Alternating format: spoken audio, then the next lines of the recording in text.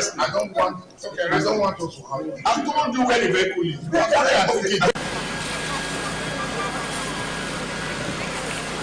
The truck was actually coming from Ring Road. It missed a step. So as it was trying to gather itself, it fell.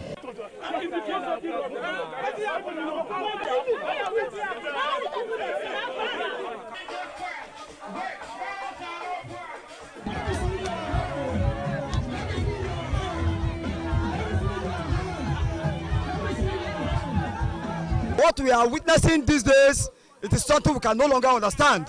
They should stop telling us and promising us all those promises are fake, giving us this set of promises are fake. We don't want it anymore.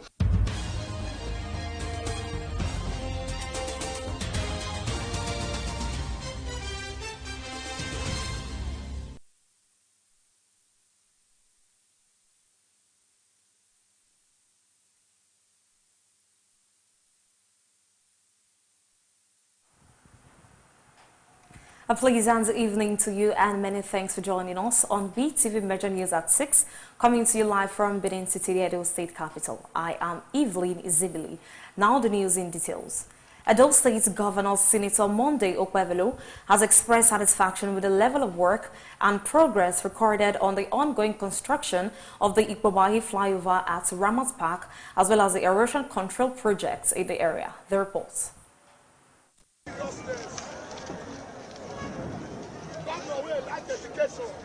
The governor, accompanied by top government officials, made a stopover at the site on his way from Udomi, Wesa, Irua, venue of the 3-day strategic leadership retreat for political appointees. This has formed part of his administration's routine inspection of key infrastructure projects to ensure timely delivery and quality execution. Speaking from the top of the flyover during the inspection, Governor Okwevelo said he was impressed with the pace of work, stressing that the visit was to encourage contractors to maintain speed and seriousness in completing the project.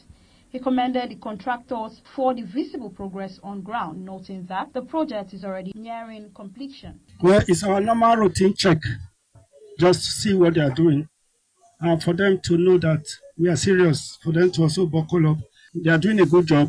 You can see they've started backfilling. So, and by the time they cast this span now, they have already cast some spans there. So, which means the job is almost at the point of completion.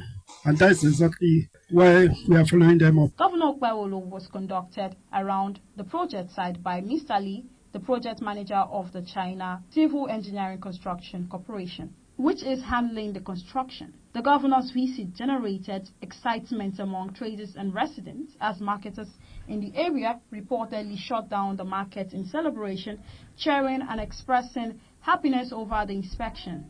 For the locals, the construction of the flyover has brought joy to them. When I see the governor, I always feel happy because it's Okpero that come and rescue us.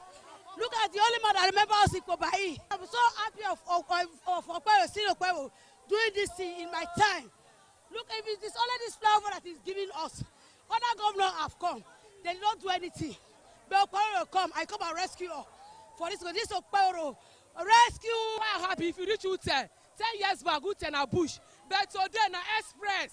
Baba, he delivers us up inside the bush. Street lights everywhere. The Ikpobahi flyover and erosion control works form part of the Okwevelo administration commitments to improving infrastructure, easing traffic flow, and addressing environmental challenges in Benin City. Favour Kolawole reporting for Beetv News.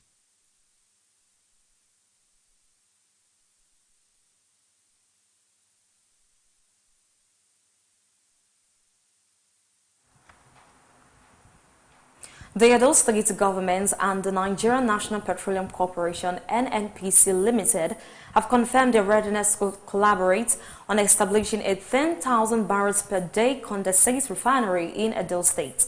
This was disclosed during a visit by NNPCL team who were in Government House on a courtesy visit. Beetv News' Best Orator has details. The refinery, slated for completion within 24 to 36 months, will be located across Oedo and Orion local government areas of Edo State. Once operational, it is expected to produce approximately 20 truckloads of premium motor spirit and 10 truckloads of automotive gas oil to serve Edo State and its neighboring regions. Governor Monday Okpebholo, who received NNPC's Executive Vice President for Downstream, Alhaji Mumuni Dangazia, and his management team during a courtesy visit to Government House, described the investment as a reflection of President Bola Ahmed Tinubu's renewed hope agenda. Governor Okpebholo emphasized that the refinery would create jobs, reduce poverty, and strengthen the state's industrial base. He assured the NNPC team of his administration's full support to ensure the success of the project. In Edo, we value the Renew Hope agenda of Mr. President, and I believe that this investment is part of the Renew Hope agenda of Mr. President, creating jobs. We are ready to support you. We are ready to give you our land. We are ready to give you CFO. Whenever you want it, we'll give it to you. He added that the Edo State government will provide land, certificates of occupancy, security, and all other necessary logistics to facilitate the project. He said his administration is committed to protecting investment and to ensure that Edo State remains safe for business. Issue of security, I don't think that is a problem right now. We'll protect you when you come in and make sure that your investment is safe. Earlier, Alhaji Mumuni Dangazia described the refinery as a sustainable project aimed not only at revenue generation but also at job creation, industrial growth, and the overall development of Edo State. The Chief Downstream Investment Officer at NNPC, Mr. Ikedichi Dick Nwonke, noted that upon completion, the refinery will position Edo State as a major energy and industrial hub in the South-South region. He added that the project would boost investor confidence, align with Governor Okpebholo's industrialization agenda, and significantly expand employment opportunities for Edo residents. So, as we came in as a new management, we wanted to make sure that our commitment to you is a commitment, not words, but action. So we went back, we revalidated what we were told. We have taken this through a lot of process to ensure that the commitment we make, we don't have to come back and start making apologies. That's not the new NNPC approach. The new NNPC approach is to make the apology that we're taking our time. And then once we start, we actually just want to make sure that we do what we want to do.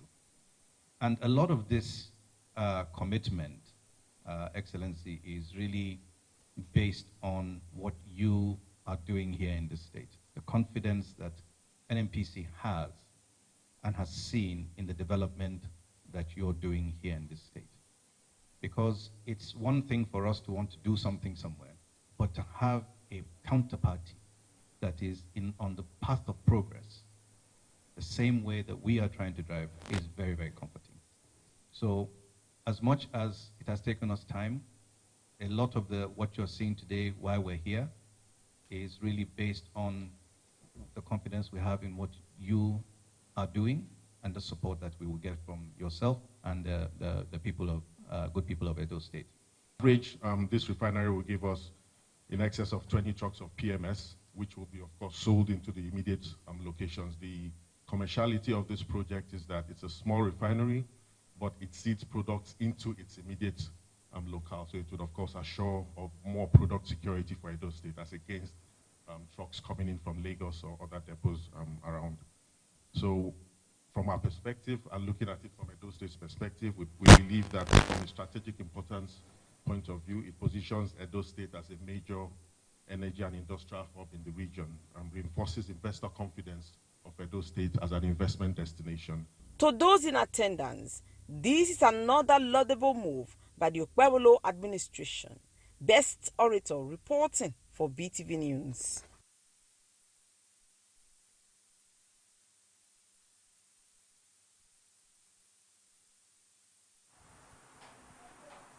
In continuation of the joint clearance operations, a meticulously executed night operation that underscores the resolve of synergized security forces to confront crime at its roots was conducted. The Edo State Police Command, in the early hours of Tuesday, 3rd February 2026, carried out a daring raid deep within the Agbede Forest, Esako East local government area of Edo State, leading to the arrest of 6 suspects. The operation was launched following a critical intelligence breakthrough provided by a kidnapped victim who was able to clearly identify the forest camp where he had been held captive. Acting decisively on this lead, the Commissioner of Police Edo State Command CP Monday Agbonika personally led a formidable joint team comprising the Nigerian Police Force, the Nigerian Army, the Nigerian Security and Civil Defense Corps, NSCDC, the Edo State Security Corps, ESSC, and local hunters into the heart of the forest under the cover of darkness. According to a statement by the State Police Public Relations Officer, ASP Enoi Koidem, the joint team drove for approximately 3 hours until the end of the last accessible motorable road.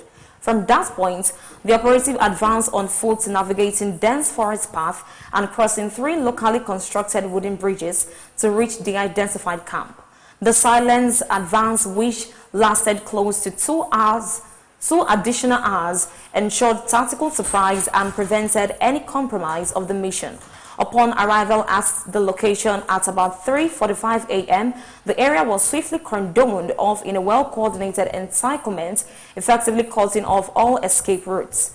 A thorough sweep of the camp resulted in the arrest of 6 suspects identified as Michael Gendaga, male, age 41 years from Benue State, Yusuf Abubakar, male, age 34 years from Kano State, Isiaka Abraham, male, age 30 years from Kogi State, Isiaka Abubakar, male, age 37 years from Kano State, Mohammed Sumu, male, age 20 years from Kano State, and Mohammed Abubakar, male, age 25 years from Kano State. The suspects are currently being profiled and subjected to intensive investigation by officers of the State Criminal Investigation Department, SCID, Benin City, for diligent prosecution. Describing the operation as a clear message to criminal elements, the Commissioner of Police commends the courage, discipline, and seamless interagency collaboration displayed by all personnel involved. He reaffirms the command's determination to take the fight against organized crime to the abode of suspected criminals at their most remote locations, and warned that Edo State forests will no longer serve as safe havens for criminals. The Edo State Police Command urges members of the public to remain vigilant and to continue supporting security agencies with timely and credible information.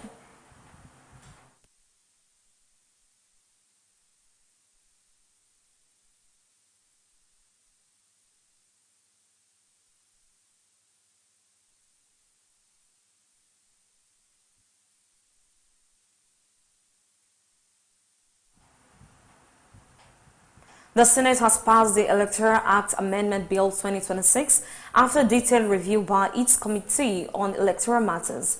The bill introduced change to Nigeria's electoral timetable, adjust penalty for electoral offences, and retain key provisions on vote transmission and electronic processes while rejecting mandatory real-time results uploads. The amendment includes stricter fines for unlawful possession of voter card and enforceable sanctions against vote buying. The report. After nearly 3 hours of deliberations, the Senate passed the Electoral Act Amendment Bill 2026, marking a significant step in Nigeria's electoral reform process. The bill retained the provision for electronic transmission of election results, reaffirming the Independent National Electoral Commission's INEC authority to transmit results, including the total number of accredited voters and ballot outcomes, in a manner prescribed by the Commission. This Senate, under my watch, has not rejected electronic transmission of results. It's in my interest as a participant in the next election for such to be done. So please don't go with the crowd. Don't go with the crowd. We have retained what was in the previous provision. That's all we did.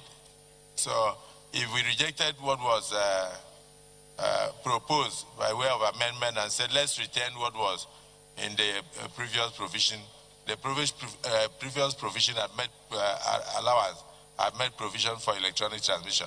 So it is still there as part of our laws. The Senate rejected the proposal to replace lost permanent voter cards with downloadable alternatives, citing concern over the integrity of the process. On electoral offences, lawmakers increased the penalty for buying or selling voter cards to a fine of 5 million naira or a 2-year jail term, or removed the previously proposed 10-year ban on election participation for convicted offenders. The amendment also shortens the electoral calendar. The notice of election period was reduced from 360 to 180 days. Political parties must submit candidate lists to INEC at least 90 days before elections. And publication of nomination details is reduced from 150 to 60 days.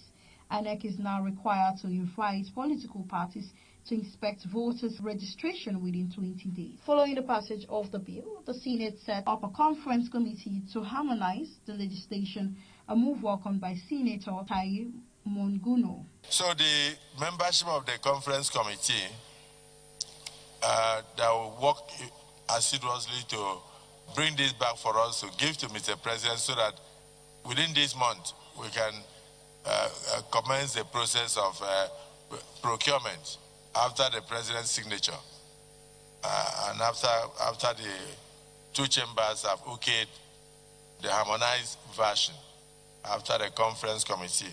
For the Senate conference committee, we have the Senator Mohammed Taid Mongudu as chairman. Favor Kolawole reporting for Beetv News.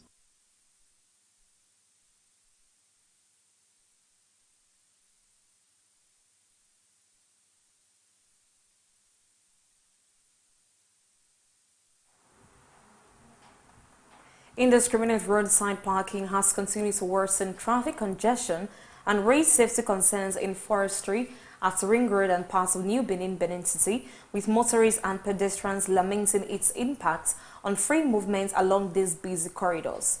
Beetv News Zaina Mohammed reports that vehicles parked haphazardly along major roads in the areas often narrow road space, obstruct traffic flow, and expose commuters to avoidable risk, especially during peak hours.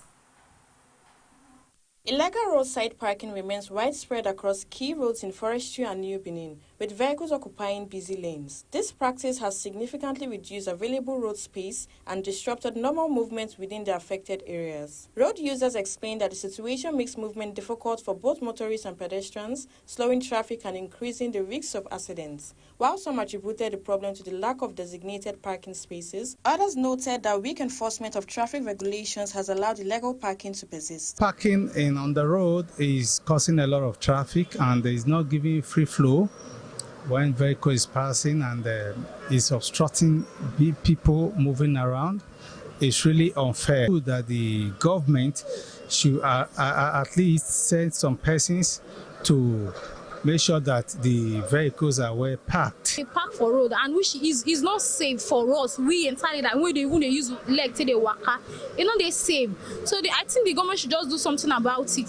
Some respondents suggested that the government should address the issue by creating properly designated car parks where motorists can safely park their vehicles. They noted that the absence of adequate parking facilities has forced drivers to park along the roads, further worsening congestions. Calls were also made for stronger regulation, clearer parking guidelines, and consistent enforcement to restore order and improve traffic flow. I think the state government should establish a kind of a park, a centralized park that maybe if you are going to the market or you're going to office, you can be able to park there, and your car will be safe. You understand? So I think that will be the possible solution to it. Government on its own have to regulate parking by creating park for where people can park. Road users further noted that the level of enforcement currently being witnessed in other parts of the Ring Road should be extended to Forestry and New Benin, expressing hope that similar traffic sanity measures would ease congestions, improve safety, and restore smooth movement in the affected areas. Zainab Mohammed reporting for Beetv News.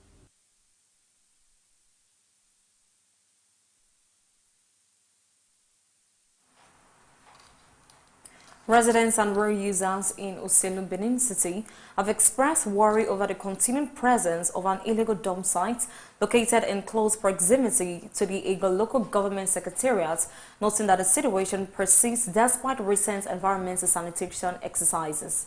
Beetv News Zaina Mohammed reports that refuse heaps were still visible about 5 days after the sanitation exercise. The development residents say fell short of expectations for improved cleanliness around such a sensitive public area.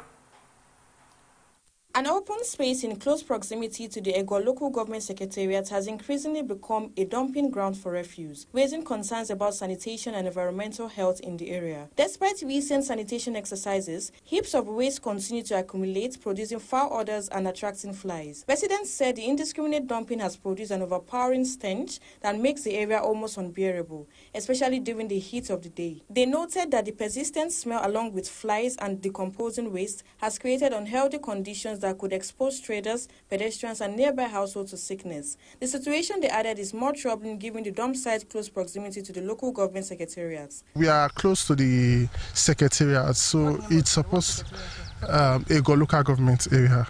So it's supposed to be a way of implying those deaths out of this area, because those deaths are of human disposal.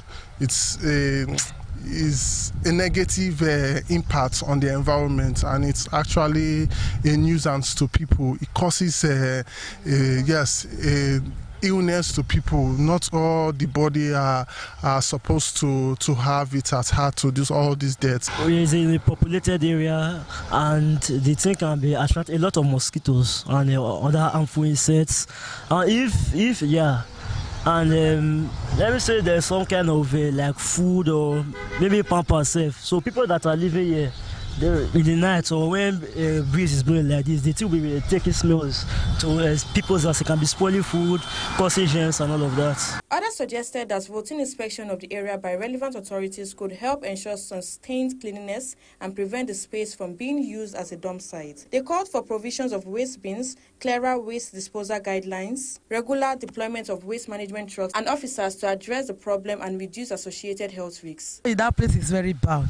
It's not good. This is a public place where people pass, so it's not good. If government can help us, we appreciate, and it's very good. Let them help us to make people stop putting refuge here. So the only way to eradicate the further dumping is to arrest whoever comes there to dump anything. If not, it will persist.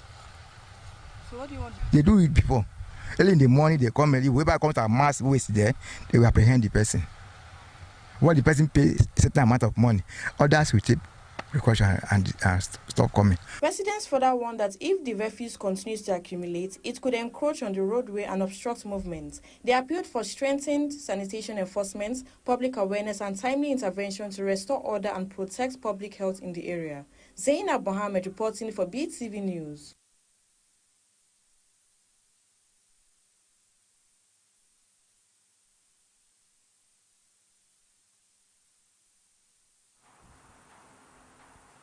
The widespread use of plastic products, particularly single-use plastics, such as nylon bags, sachet water wrappers and disposable containers, has raised growing environmental concern among residents and environmental advocates. Beetv News' Precious Agbalaho reports that the plastic waste is commonly seen littering streets, markets and drainage systems, contributing to flooding and environmental pollution.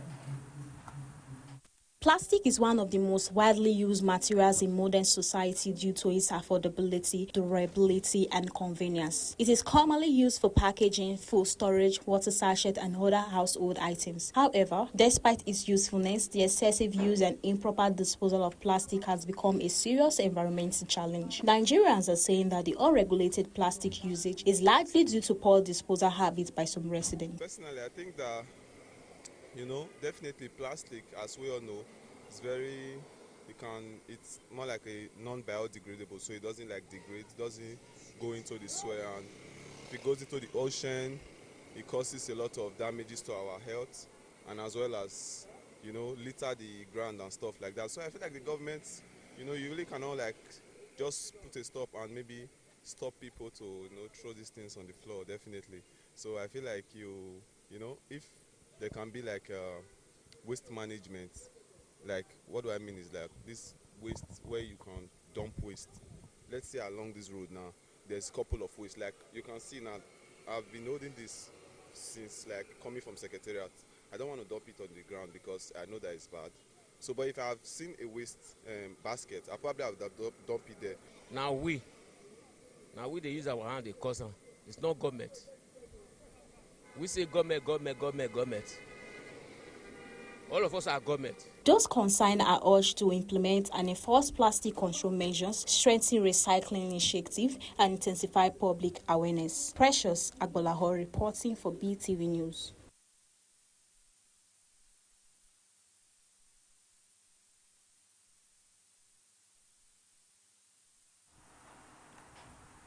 The detained leader of the indigenous people of Biafra, Nnamdi Kanu, has filed a notice of appeal challenging his conviction and multiple sentences imposed by the Federal High Court in Abuja, insisting that the trial was riddled with fundamental legal errors and amounted to a miscarriage of justice.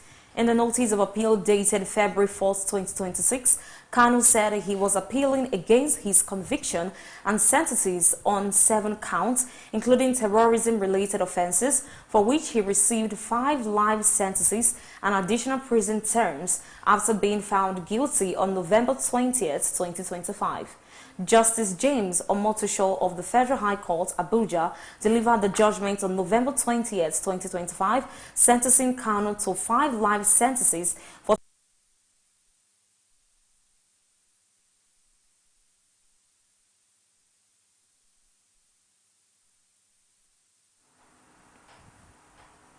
over 100 people were feared dead on Tuesday night following a deadly attack on Woro and Nuku communities in the Kaima local government area of Kwara State by Islamic militants, while several people were also killed after bandit pounds on a bandit community in Mbiakwa Ward, Tuwan the local government of Benue State. Governor Abdurrahman Abdurazak, however, confirmed the deaths of 75 persons. The governor disclosed the figure on Wednesday night while addressing residents at the palace of the Emir of Kaima, explaining that the victims were local Muslims massacred for refusing to surrender to extremists preaching a strange doctrine. He added that President Bola Ahmed Tinubu had approved the immediate deployment of an army battalion to the area to prosecute counter-offensives codenamed Operation Savannah Shield. Lakurawa, an armed group linked to the Islamic State Sahel province, is believed to have carried out the attack. The latest development has further put the federal government security campaign under public scrutiny. The lawmaker representing the area in the House of Representatives, Mohammed Bayo, also confirmed the attack on Wednesday night. However, Bayo said he was not sure of the fatality figures, citing the conflicting reports from the affected communities.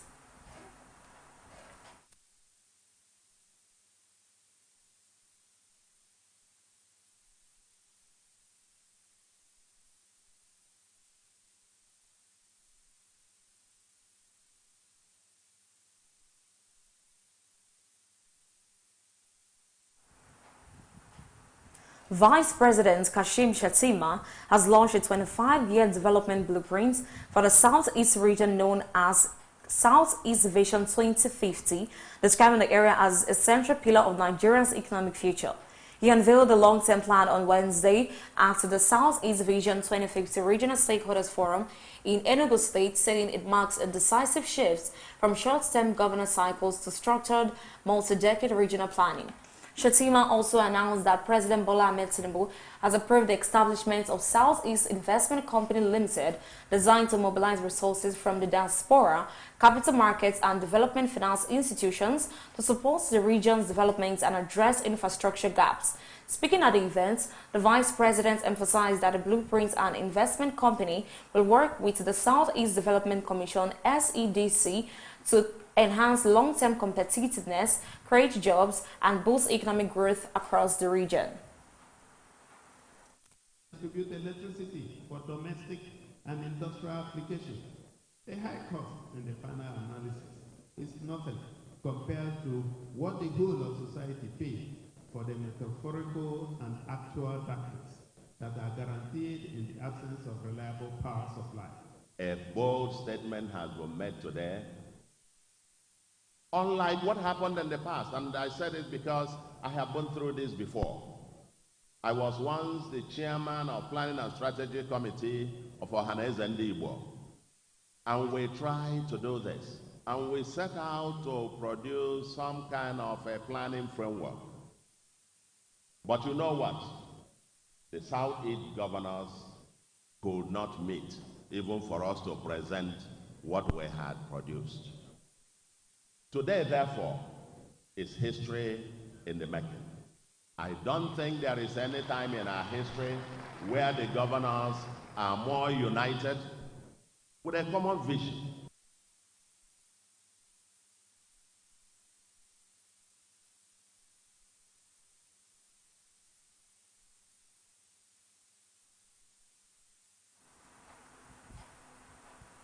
Governor Uba Sani of Kaduna State has assured residents of Kormin Wali community that efforts are ongoing to secure the release of worshippers abducted during a bandit attack on January 18, 2026.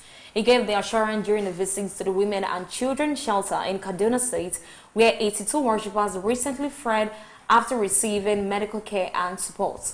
The governor expressed sympathy for the victims and their families, describing the incident as unfortunate and reaffirmed his administration's commitment to ending banditry and kidnapping across the state. He said no efforts will be spared until all those in captivity are safely rescued and reunited with their family. Sani also commended security agencies for their swift response and urged residents to continue cooperating with authorities to help restore lasting peace in affected communities. Of course, we're here to give them assurance that the remaining, by the grace of God, they'll all be back safely by the grace of God. And I have no doubt in my mind that the rest will also be back. And of course, as you're aware, they're all here undergoing psychosocial therapy, and we are trying to ensure that our medical doctors check them very well. And of course, we know that they've gone through a lot of trauma. And of course, it is a very difficult situation. And as a government, it's our responsibility to ensure that all of them are certified medically fit.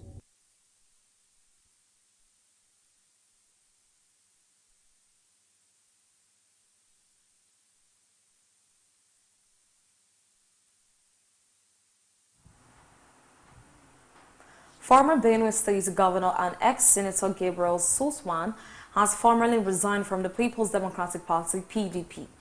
His resignation was contained in a letter dated February 4, 2026, addressed to the chairman of the PDP in Mangbe Council Ward, local government area of Benue State, and shared by his Chief of Staff, Moses Ukeima. Hours after leaving the PDP, Soswam officially joined the All Progressive Congress APC, registering as a member at his Mgbagbe Council Ward in local government area during the party's ongoing e-registration exercise. The registration was overseen by the APC State Organizing Secretary James Oguga and Angura Bishop, who presented him with his membership card. The People's Democratic Party has distanced itself from the defection, saying Soswan has long ceased to be an active member after failing to pay dues and openly aligning with other political platforms, including involvement in relaunching the African Democratic Congress in Benue State, a development PDP says predicts his APC registration.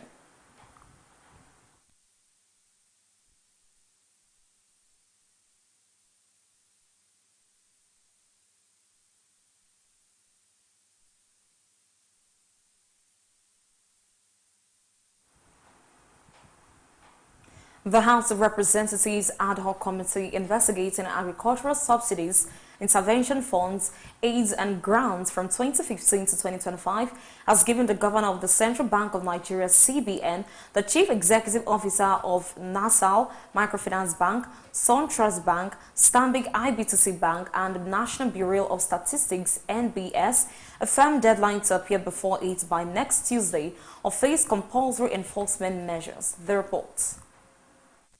In recent weeks, the committee has begun examining the status of government and development partner intervention fund aimed at addressing food insecurity and nutrition challenges.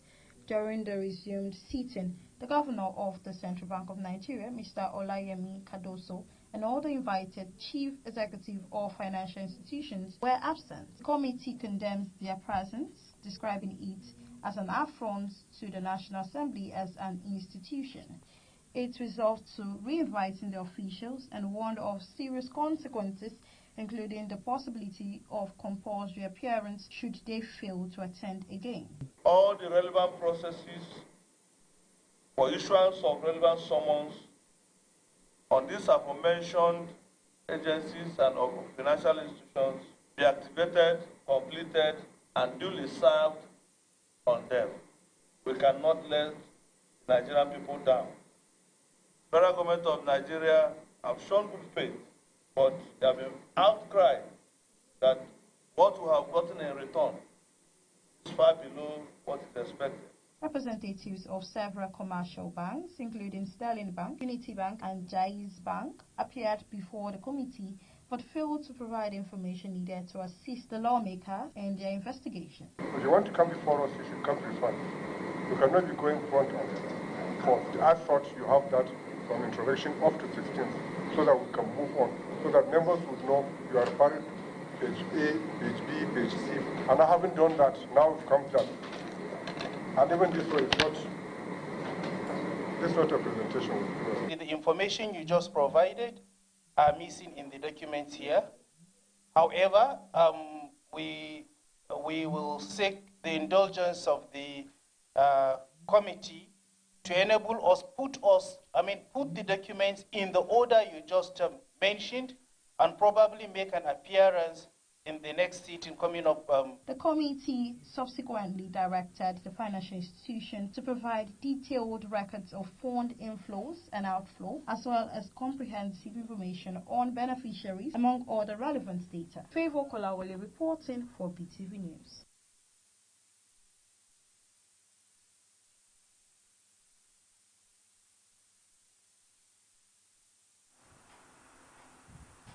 And now to the world of business. Nigeria's FS outlook has strengthened the Brent crude trades around $69 per barrel above the government's 2026 budget benchmark. Higher oil prices improve revenue expectations, boost dollar inflows, and ease pressure on external reserves, supporting recent FS market reforms. The reports. The rally is driven mainly by geopolitical tension in the Middle East, especially risk around Iran and the Strait of Hormuz, alongside temporary supply disruptions in Kazakhstan and the U.S. These factors have added a risk premium to prices, with analysts warning of sharper spikes if tension escalates. For Nigeria, higher oil prices support government finances and FX stability, given oil's dominant role in export earnings.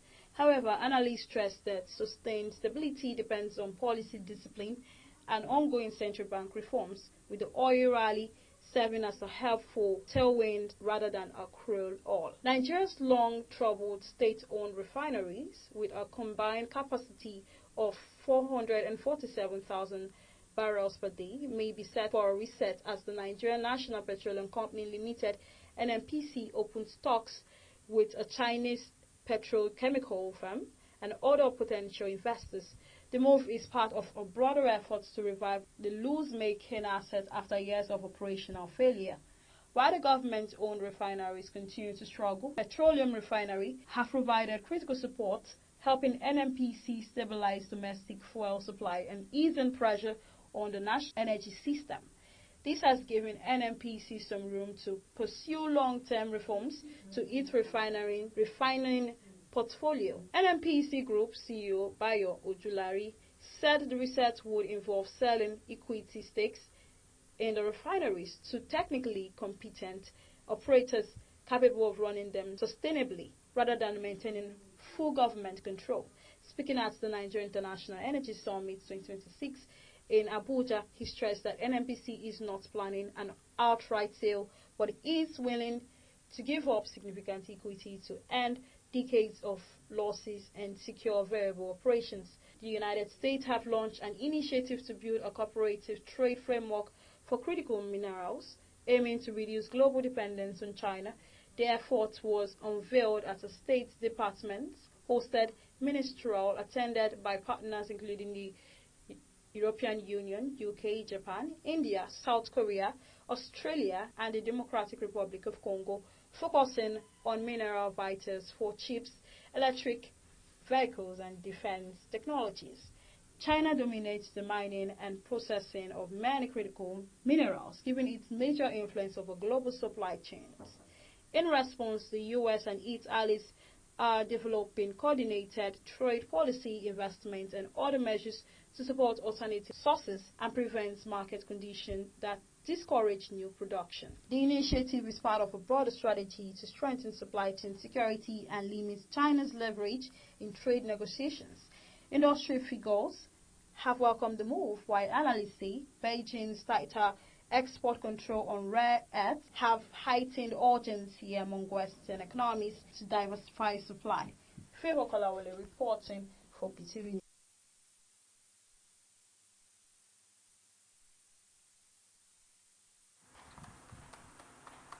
The U.S. stock market finished lower on Wednesday, with major index weighed down by steep losses in technology and artificial intelligence-linked companies as investors grew increasingly cautious after lofty valuations and whether Wall Street's AI-driven rally has peaked, the report.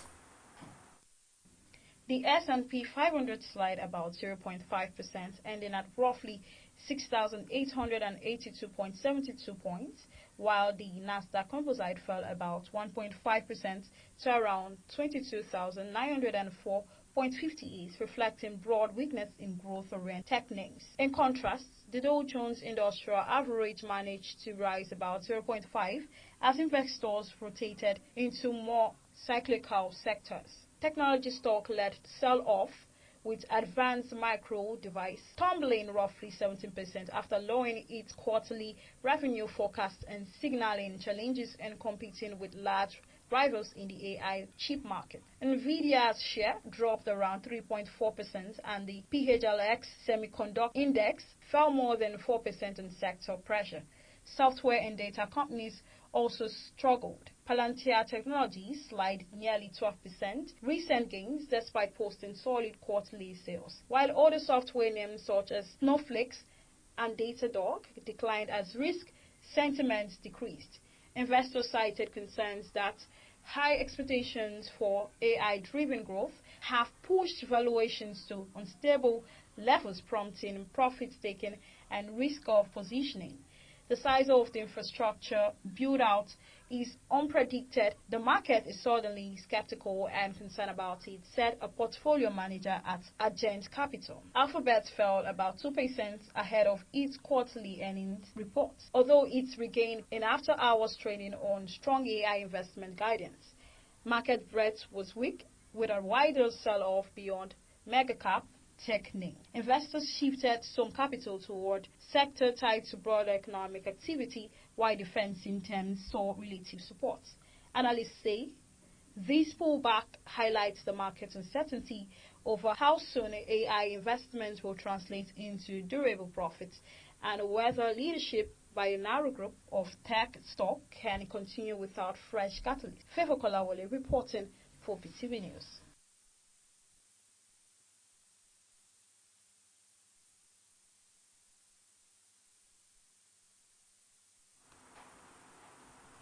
Former presidential aide Reno Omokri has addressed Nigerians who blame the government and hospitals for medical tragedies, including the recent demise of singer Namia, arguing that healthcare is not charity and must be funded. The report. Reacting to recent deaths that sparked public outrage, Omokri said many private hospitals hesitate to treat patients without insurance or financial guarantees because unpaid bills often lead to reputational and legal trouble. He urged Nigerians to enroll in health insurance schemes and save for emergencies. Omokri also questioned demands for world-class healthcare without corresponding tax contributions, noting that Nigeria is not oil-rich when its revenue is divided among its large population. In another development, Nollywood singer and actress Angela Okori has tendered a deep public apology to her colleague Mercy Johnson following their recent controversy. It could be recalled that on Wednesday, January 28, that Angela was arrested by the Nigerian Police Force Cybercrime Center in Abuja as a residence over cybercrime allegations involving Mercy Johnson. She was later released from the Suleja Correctional Center in Niger State. After promising to address the situation, the actress kept her word by releasing a video on her Instagram page where she profusely apologized to Mercy Johnson. In the video, Angela admitted that she is not a perfect being, which was why she chose to apologize. Big Brother Naija Season 4 winner Mercy Eke has added another major achievement to her name as she officially bags a master's degree from a UK university. Photos and video clips making rounds online show the reality star graduating from the University of Sunderland in the United Kingdom, where she completed a master's degree in business administration. Friends and family members took to their social media page to share the good news, congratulating Mercy on the milestone and celebrating her academic success. It could be recalled that in March last year, the Pepperdam winner returned to school to pursue her MBA in the United Kingdom.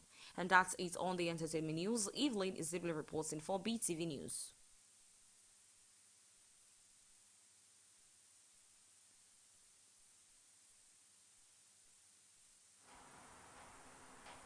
And lastly, on today's bulletin, Galatasaray remain interested in Nigerian midfielder Rafael Onyedika despite the Turkish club complex transfer dealings during the January window. The 24-year-old has been mentioned in discussions surrounding Galatasaray's midfield planning as the club navigates multiple targets and expectations. Galatasaray insider Ugo raised concerns about the club transfer approach, using Onyedika's situation as a reference point while analyzing recent developments. Onyedika has been positioned within Galatasaray's broader midfield considerations rather than as an isolated target. Onyedika has featured in 15 Jupiler Pro League matches this season, scoring once, and remains a key figure in Brugge's midfield. His current contract runs until June 2027, strengthening the Belgian club's negotiating position despite the player's openness to a new challenge.